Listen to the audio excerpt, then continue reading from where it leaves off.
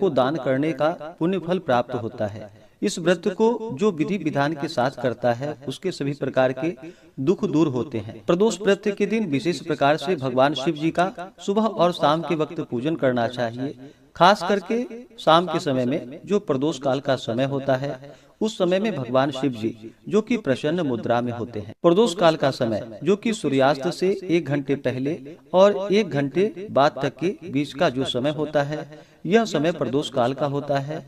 इस दौरान विशेष करके भगवान शिव जी का पूरे विधि विधान के साथ पूजन करना चाहिए, कथा श्रवण करनी चाहिए, शिव चालीसा आदि का पाठ करना चाहिए, भगवान शिव जी के स्तोत्र आदि का पाठ या श्रवण करनी चाहिए। इससे भगवान शिव जी अपने भक्तों के सभी प्रकार के दुखों को दूर करते हैं। बुधवार त्रयोदशी व्रत को धारण करने से सभी कामनाएं सिद्ध होती है। इस दिन भगवान शिव जी के साथ साथ भगवान गणेश जी का भी आशीर्वाद प्राप्त होता है। तो आइए पहले भगवान भोलेनाथ का ध्यान करते हैं, इसके बाद फिर कथा को श्रवण करेंगे।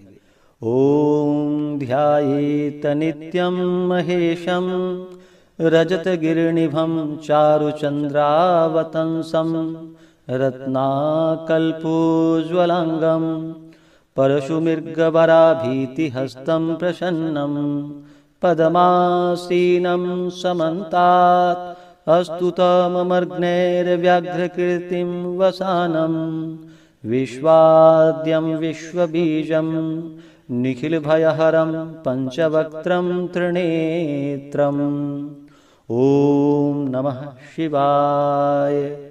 तो बोलिए प्रेम से भगवान भोलेनाथ की जय, माता पार्वती की जय, भगवान गणेश की जय। एक समय सभी प्राणियों की हितार्थ परम पवित्र भागीरथी के तट पर ऋषि समाज द्वारा विशाल गोष्ठी का आयोजन किया गया। विज्ञ महर्षियों की एकत्रित सभा में व्यास जी के परम शिष्य पुराण वेत्ता श्री सूत जी हरि कीर्तन करते हुए पधारे। सूत जी को देखकर सौनकादि 88,000 ऋषि मुनियों ने उन्हें दंडवत प्रणाम किया। महाज्ञानी सूत जी ने भक्ति भाव से ऋषियों को हृदय से लगाया तथा आशीर्वाद दिया। विद्वान ऋषिगण और सब शिष्य आसनों पर विराजमान हो गए। मुनिगण विनीत भाव से पूछने लगे कि हे परम दयालु, कलिकाल में भगवान शंकर जी की भक्ति किस आराधना द्वारा उपलब्ध होगी, हम लोगों को बताने की आप कृपा कीजिए, क्योंकि कलयुग के सभी प्राणी पाप कर्म में रत होकर वेद शास्त्रों से विमुख रहेंगे। दीनजन अनेकों संकटों से त्रस्त रहेंगे।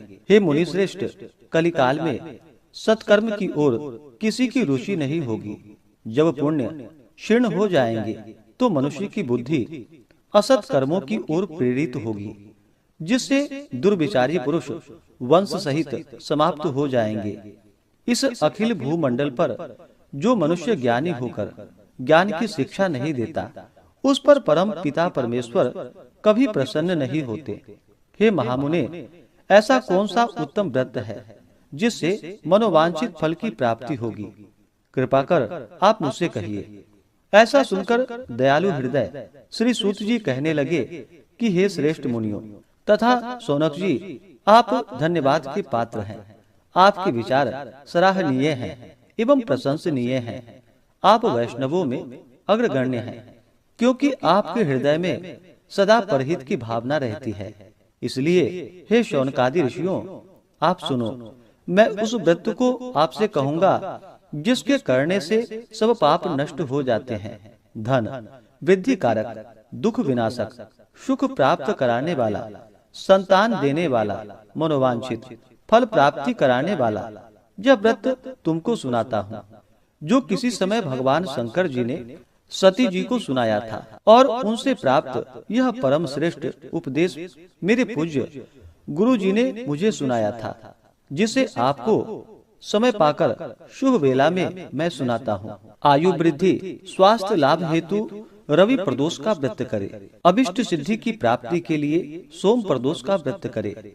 रोगों से मुक्ति और स्वास्थ्य लाभ हेतु मंगल प्रदोष का व्रत करे। सभी कामना की सिद्धि के लिए बुध प्रदोष का व्रत करे। शत्रुओं पर विजय की प्राप्ति के लिए तथा शत्रुओं के विनाश के लिए गुरुवार बृहस्पति प्रदोष का व्रत करे। सौभाग्य स्त्री की समृद्धि के लिए शुक्र प्रदोष का व्रत करे। पुत्र प्राप्ति हेतु शनि प्रदोष का व्रत करे।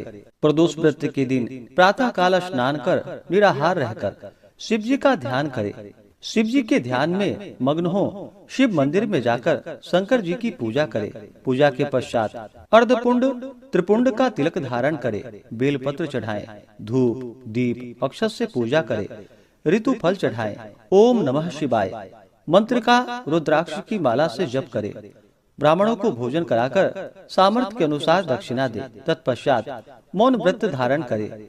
व्रती को सत्य भाषण करना आवश्यक है। प्रदोष का व्रत जो कि 11 या 26 त्रयोदशी व्रत करनी चाहिए। इसके बाद फिर व्रत का उद्यापन करना चाहिए और हवन की आहुति देनी चाहिए। इससे अभिष्ट फल की प्राप्ति होती है। व्रती पृथ्वी पर शयन करे, इससे सर्व कामना सिद्ध होती है। और यह व्रत श्रावण मास में हो तो इसका विशेष महत्व होता है। यह सर्व सुख धन आरोग्यता देने वाला है। यह व्रत इन सब मनोरथों को पूर्ण करता है। हे ऋषिवरों, यह प्रदोष व्रत मैंने जो आपको बतलाया, किसी समय शंकर जी ने सती जी को और वेद व्यास मुनि ने मुझको सुनाया था। शौनकादि ऋषि बोले,